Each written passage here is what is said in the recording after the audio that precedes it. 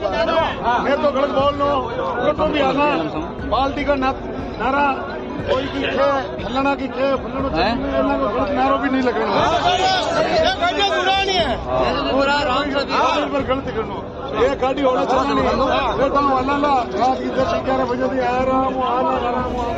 बड़ी खबर देखिए, खींवसर उपचुनाव के नतीजे कुछ चौंकाने वाले हैं। आरएलपी की उम्मीदवार कनिका बेनीवाल खींवसर उपचुनाव में भाजपा के प्रत्याशी रेवताराम डांगा से चुनाव हार गई है और इस सीट पर चुनाव हारने के साथ ही राजस्थान विधानसभा में राष्ट्रीय लोकतांत्रिक पार्टी यानी कि आरएलपी का अब कोई भी उम्मीदवार नहीं रहा। यानी कि राजस्थान विधानसभा में राष्ट्रीय लोकतांत्रिक पार्टी 0 यानी शून्य हो गई है। और बड़ी बात तो यह पहली बार हुआ है जब राष्ट्रीय लोकतांत्रिक पार्टी के हाथों से उसकी राजधानी निकल गई है। दरअसल खींवसर में पहला विधानसभा चुनाव साल 2008 में हुआ था, तब से अब तक इस सीट पर हनुमान बेनीवाल का कब्जा रहा है। लेकिन इस बार रेवतराम डांगा ने हनुमान बेनीवाल का किला भेद दिया है।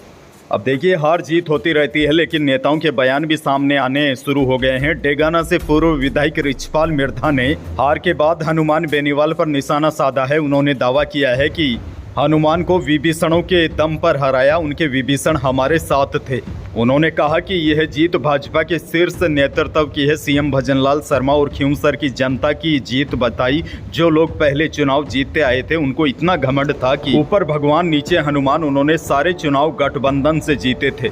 रिचपाल मिर्धा ने कहा है कि अब अकेले चुनाव इस बार ही लड़ा तो इनको हैसियत का पता चल गया।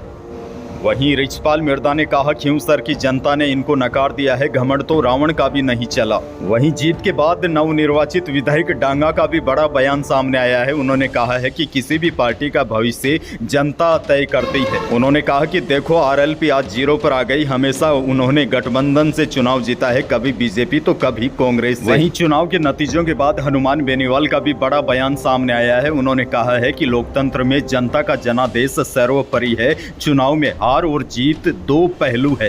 बेनीवाल ने कहा, जनहित के मुद्दों के लिए आरएलपी संघर्ष करती रहेगी। इस उपचुनाव में खींवसर विधानसभा के उन सभी मतदाताओं को धन्यवाद करता हूं जो मजबूती से राष्ट्रीय लोकतांत्रिक पार्टी के साथ खड़े रहे।